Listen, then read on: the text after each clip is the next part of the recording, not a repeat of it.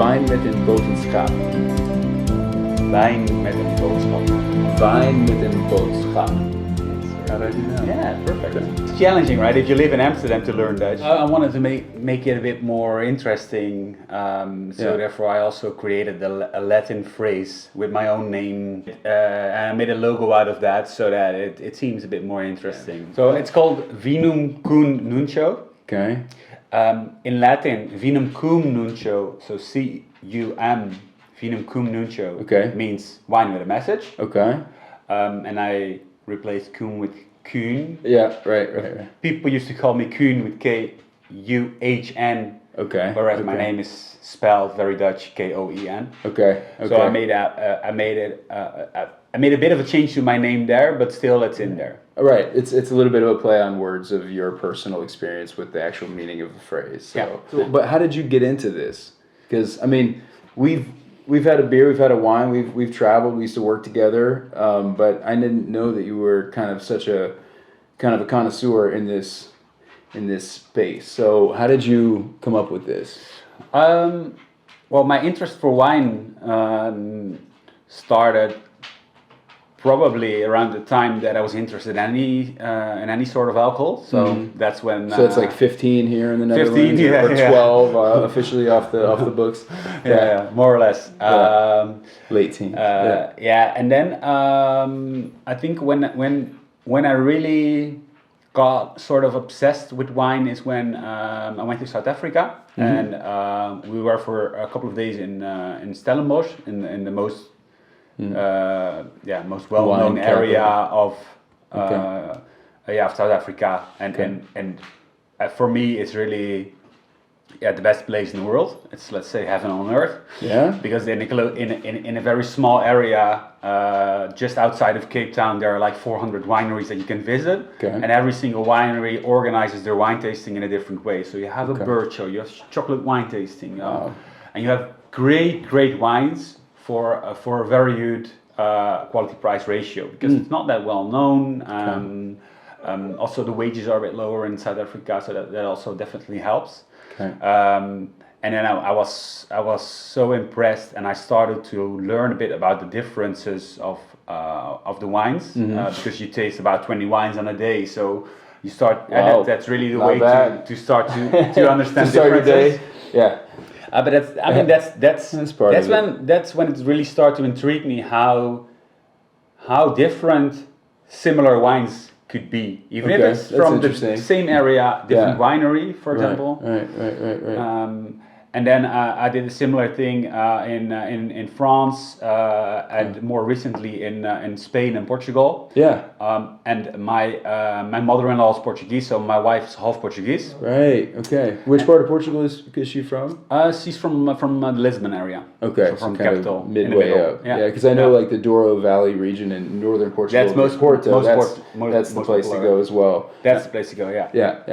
We've been there as well. I don't very much like port that much, but I'm not allowed to say that. Port wine specifically. Yeah, I definitely do like the region. So the Douro region, which is the north of Portugal, where all the Porto wines are coming from as well. I do very much appreciate that region.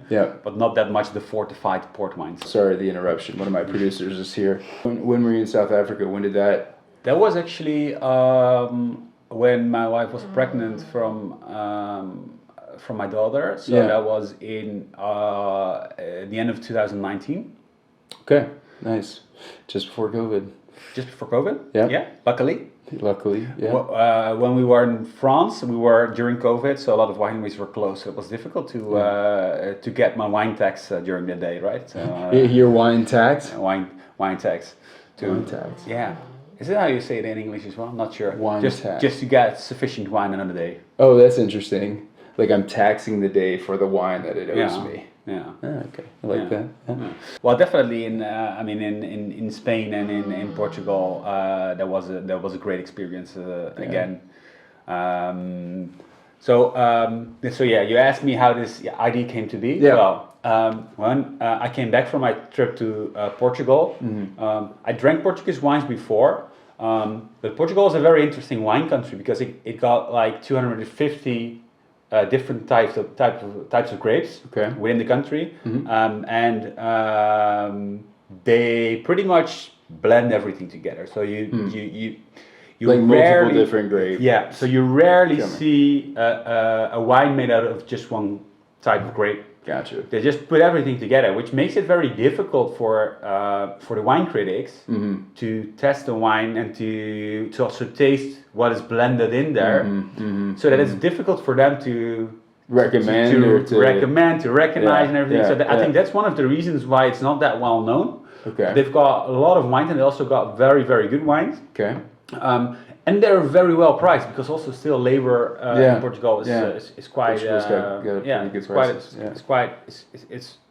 rather cheap. So they've got a really good wines for a bargain. Nice. And that also was very interesting to me to learn a bit more about Portugal as a wine country, about the regions in Portugal, about the different kind of grapes, the most popular grapes. And then I thought, well, I really like those posts that you see now and then on Facebook or Instagram of people that have like a lifelong project, and then after 20 or 30 years they look back like, that was a nice project, right? Look what I like gradually built over time. So some people make like a picture of themselves every single day and put them in a video of 2 minutes. Right. Your child every day. Yeah, and then you see the child grow. Yeah, right. You push your child to the door. Don't stand next to the door every single day. Has to make a picture. So this is your pushing the child to the door. This is your project, right? Initially started with I thought, well, wouldn't it be nice if I would have a Portuguese wine, and then every 5 years in my marriages I would taste that same wine, and then we taste it on our anniversary. Oh, cool! And so I ordered six bottles of wine of the same exact wine. Of the same wine. Okay. From the year that we got married, 2017. Okay. But then they delivered 2018. So I sent them back, and when I sent them back, I thought, well, waiting for 5 years to taste the next wine is going to be quite a torture for me. Yeah. I want to taste one every year. So I made a project, and I told you about it before, buying a wine from 2017 of all the places that we visited together. Okay, right. So I've got until 2051. Every year, one wine from the year 2017 from every place that we've traveled together. That is where it started, because then I thought, well, how can I make it extra special? And I was just thinking about it in bed, and I thought, well, wouldn't it be great if I could print it on some sort of parchment paper? Yeah. And then the message. So that's what I forgot to tell. So right. So both of us are writing a memory of that year or that holiday, the place that we visited, something about it, and we're, without seeing it, we're putting it in an envelope, and then in that particular year that we're opening the wine from that area, we're also opening the envelope with the memories in there. Right. So to close the envelope, I thought, wouldn't it be great to close it with some sort of a wax stamp first? So this is where it started. So I thought of this project with my wife, but then that was sort of finished, and then it got Christmas last year, and I thought, wow, I just had some spare time, and I thought, well, let's pretend like this is some sort of a company, and then I create. With this parchment paper and with a wax stamp, with my own brand, with my own logo, heart and soul and your energy and creativity. I link the wine with a message, because it's similar, right? Because for my of course marriage project, as I call it, it's also there's a message from the both of us. Sure. And then I started to look into my wine storage, and I found some wines for my parents, for my brother and his wife, and for my sister and his and her boyfriend, that I could actually link a nice story to. So I started to prepare that, and I created it, and I thought, wow, that's fun. I want to do that more often for, let's say, for birthdays, for friends. Sure. Yeah. And then at one moment in time, I figured, well, I really like to do this. Actually, it's really a nice hobby for me to do. Yeah. So why don't I just create some sort of an Instagram page, start to fill the page, and then one moment in time I tell people, look, you can also order with me. Sure. And then I started doing that, and I told one colleague, and she was so excited that she said, yeah, you need to do it. I'm going to order with you as well. And then nice. Since then, it's super organically, right? This is like a kind of a neat, novel idea, right? It's not just wine. I'm not just going to pick a wine for you. I'm not going to write your wife a message for you. I'm going to craft a message with you for someone and match a wine to their personality and save it, do the storage for you so that when you do want to drink it, when you do want to buy it and consume it, it's kind of like matured and ready to go and at its best at that time. So, man, exactly. I think it's great. I guess my biggest question is, where's mine? Well, here's yours. I was kidding. Yeah, but no, actually, I thought, well, if I come here to the most admirable person of Amsterdam to tell about WijnMetEenBoodschap, I cannot come here empty-handed, right? I should bring a bottle of WijnMetEenBoodschap. I appreciate it. You can actually, if you want to, you can open it and you can read it out loud if you want to share this person's story with all your million viewers. Is it NSFW, not safe for work? No, it's SFW. It's SFW. SW. Suited for work. Suited for work. Okay. Yeah. Suited for work. That even makes more sense. Yeah. Oh man, thank you so much. I appreciate that. No, and I'm not anybody to write home about here in terms of in Amsterdam, but I really hope that we can get the word out about this, and if you're open to try it, we'll share the information later. But yeah, let's see what you did here. So start with the message. Yeah, of course. So probably can't quite see it from here. We'll do some close-ups, but right, your private wine cellar and Lekkerkerk, right? That's where you're from. Lekkerkerk. So I'm also trying to put Lekkerkerkonthemap with by doing this. Lekkerkerk, so people will think of the Netherlands. They'll first think of Amsterdam, Lekkerkerk.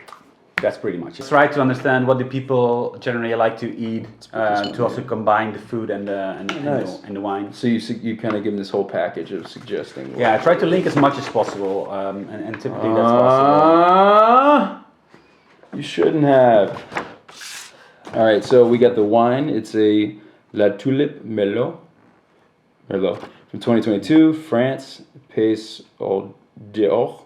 Pastel. We'll have to check that with some French friends on the spelling there.